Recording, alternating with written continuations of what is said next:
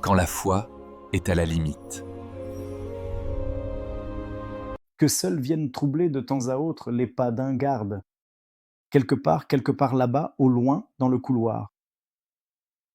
Et dans un coin de la cellule est assis un homme, amaigri, épuisé, le regard éteint.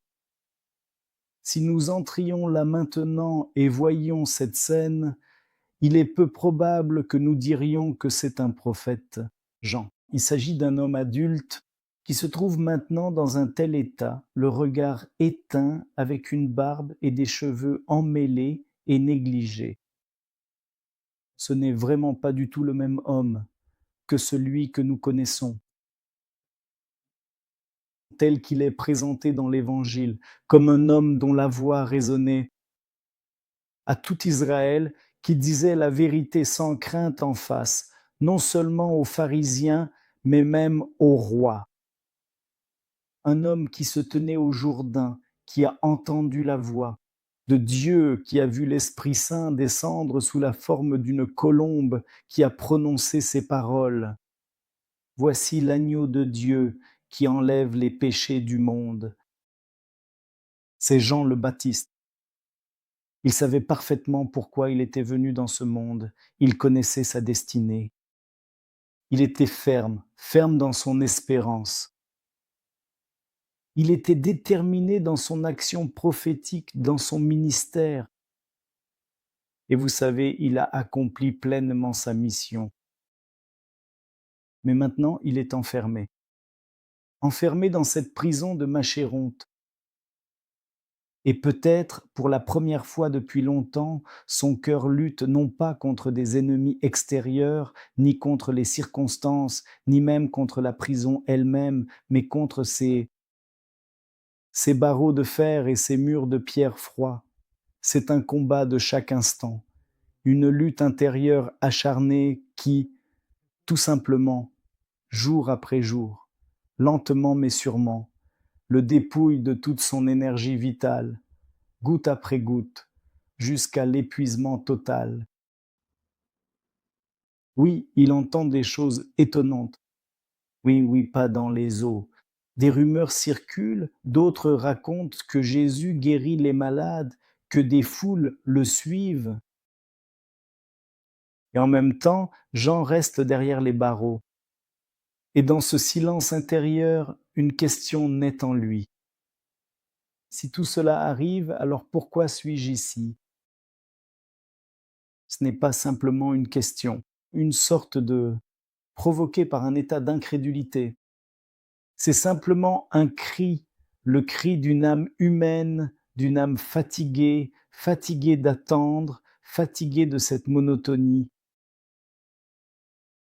Ce podcast. Aujourd'hui, nous parlons de la foi sans aucune prétention. Aujourd'hui, nous parlons de cette foi qui se confronte aux circonstances et qui triomphe de ces circonstances. Quelles que soient les circonstances, aussi fortes soient-elles, oui, elles peuvent peser et il se peut que non seulement le corps, mais aussi l'esprit se fatigue. C'est pourquoi, à ce moment-là, Dieu accomplit une œuvre merveilleuse toujours dans notre vie. Chacun de nous, au moins une fois dans sa vie, a été confronté à sa propre prison ou geôle. Pour cela, il n'est pas nécessaire d'être derrière les barreaux. Parfois, cette prison, c'est cette maladie qui s'éternise, parfois c'est une lourde perte ou simplement l'attente d'une réponse qui ne vient jamais, jamais, rien ne se résout. C'est une période de la vie où tout semble s'être arrêté. Tu regardes les autres vivent, tout avance pour eux. Mais ta propre vie semble s'être arrêtée, tout paraît figé, rien ne se passe, aucun progrès. Et ici, le plus difficile, ce n'est pas que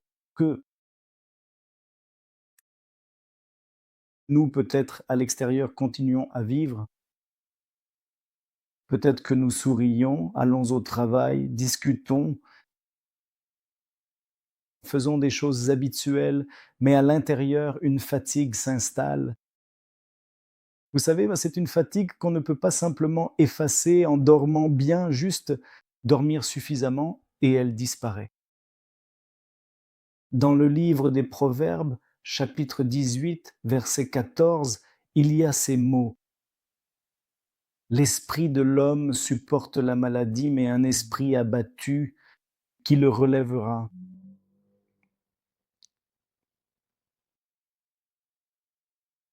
Aussi longtemps que notre homme intérieur est pleinement rempli de la vie de Dieu, toutes les épreuves, les difficultés et les obstacles,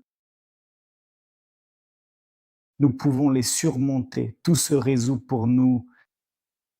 Mais lorsque c'est précisément l'esprit qui s'éteint, même les plus petites, les plus banales, de simples problèmes insignifiants deviennent pour nous insurmontables.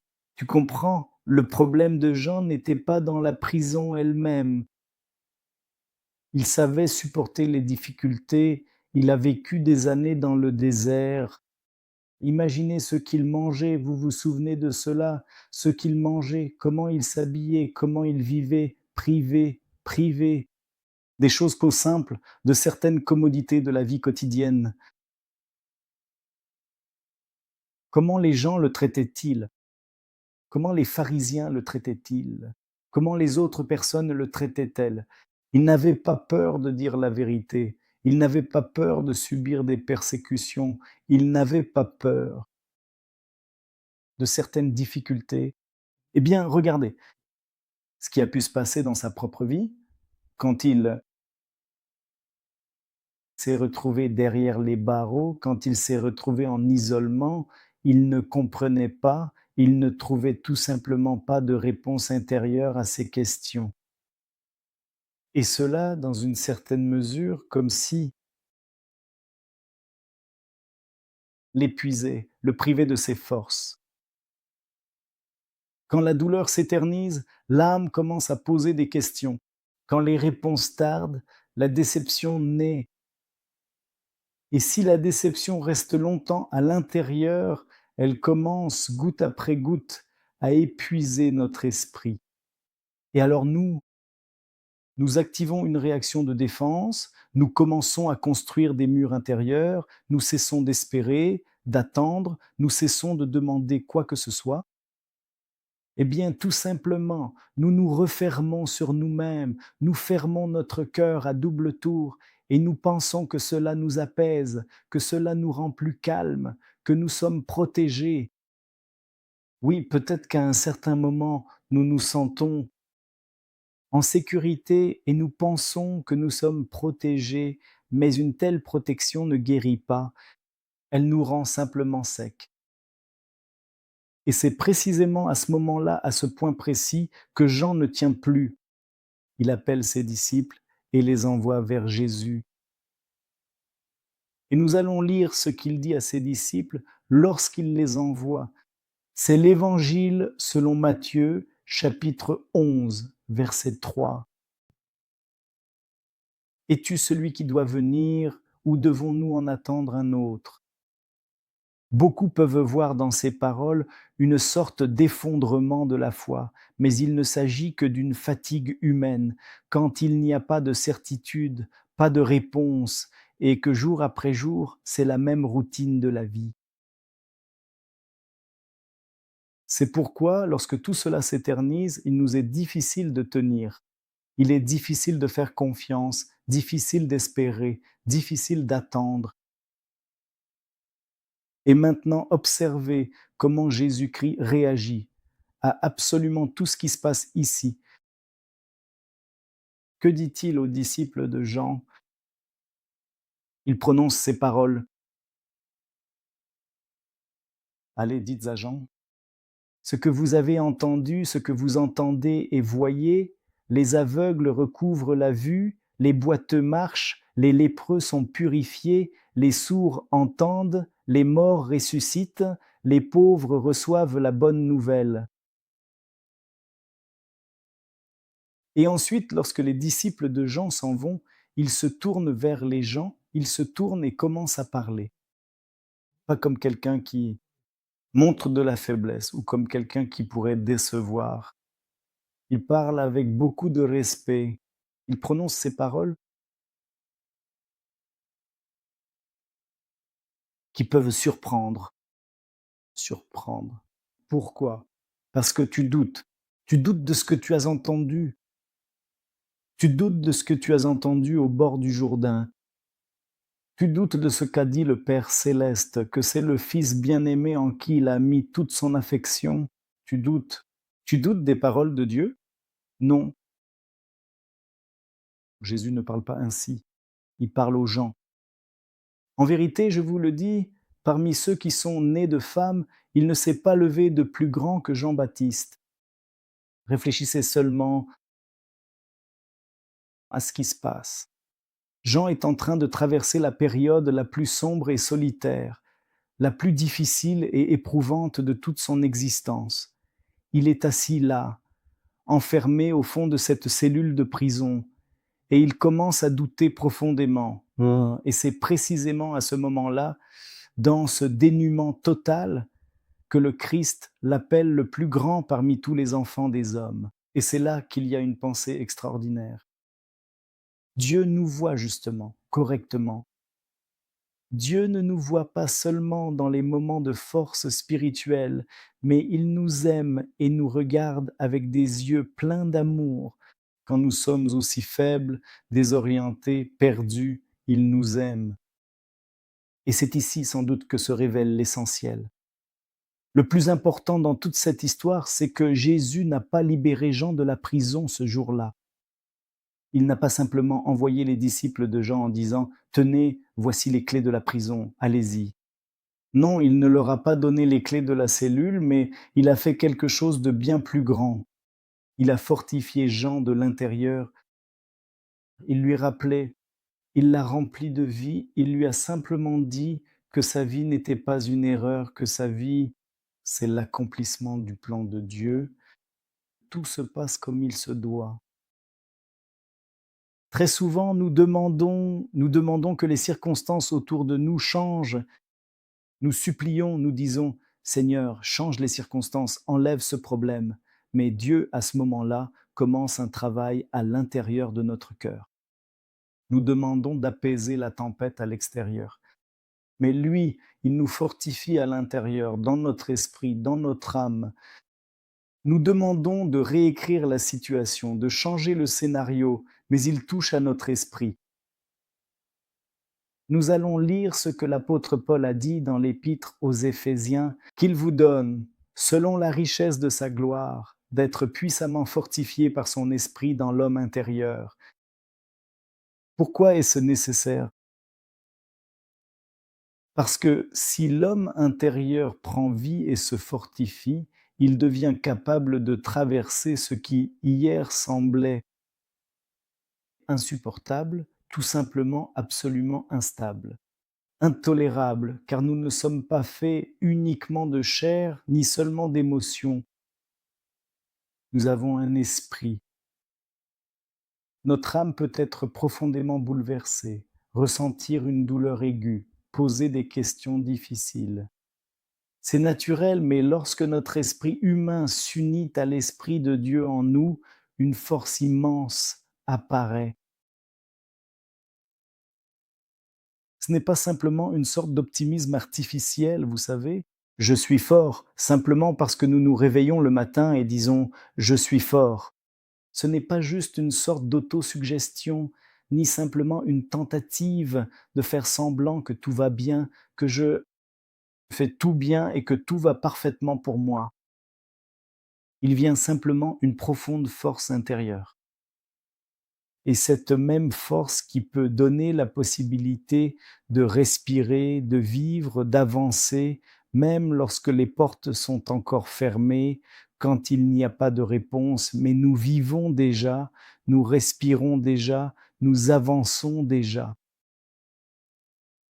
Les circonstances ne nous arrêtent pas. L'histoire terrestre de Jean s'est terminée en prison, tragiquement. Certains diront, oui, c'est tragique pour le monde. Il est parti en quelque sorte, mais il n'est pas parti brisé. Il est parti inoublié.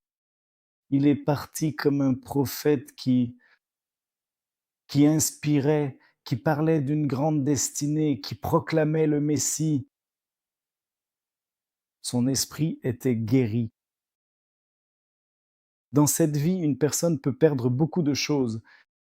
Le confort, la santé, le mode de vie habituel, même la liberté extérieure. Mais tant que Dieu soutient et fortifie l'esprit, cette personne est invincible. Il n'est pas brisé, on ne peut pas le briser si Dieu fortifie notre esprit. C'est pourquoi, si aujourd'hui tu traverses ta propre prison intérieure, si tu es fatigué d'attendre, si tu demandes, mais que tu ne vois aucun signe, et autour de toi, il n'y a que le silence, on ne te comprend pas, tu n'es pas compris, et tu ne sais pas vers qui te tourner. Le plus important maintenant, c'est de prêter attention à ce qui se passe à l'intérieur de toi. Et si l'Esprit de Dieu touche ton esprit, tu trouves la force de vivre. Pas à pas, lentement, jour après jour, patiemment, jusqu'à ce que finalement, le brouillard ne se dissipera pas et tu ne verras pas ce que tu ne peux tout simplement pas voir aujourd'hui ou ce que tu ne peux pas comprendre ou que tu n'es pas encore prêt à accepter. Peut-être qu'en ce moment même, ce silence qui ressemble à du silence, mais Dieu accomplit en toi bien plus que tu ne peux l'imaginer. Parce qu'à l'extérieur, quand c'est nous, nous voyons, nous remarquons tout de suite, alors qu'à l'intérieur, cela peut passer inaperçu, mais c'est fondamental, c'est important. En cet instant précis, peut-être qu'un fardeau pesant est simplement en train de se détacher doucement de ton âme. Il tombe tout simplement et tu te renforces de plus en plus intérieurement. Merci d'avoir été avec moi aujourd'hui. Et si cela a trouvé un écho dans ton cœur, partage dans les commentaires comment Dieu te fortifie. Au milieu de tes difficultés, comment il garde ton cœur, comment il t'aide à surmonter ton chemin. Laisse le Saint-Esprit te fortifier à l'intérieur, au plus profond de toi. Que le Seigneur te bénisse et te fortifie.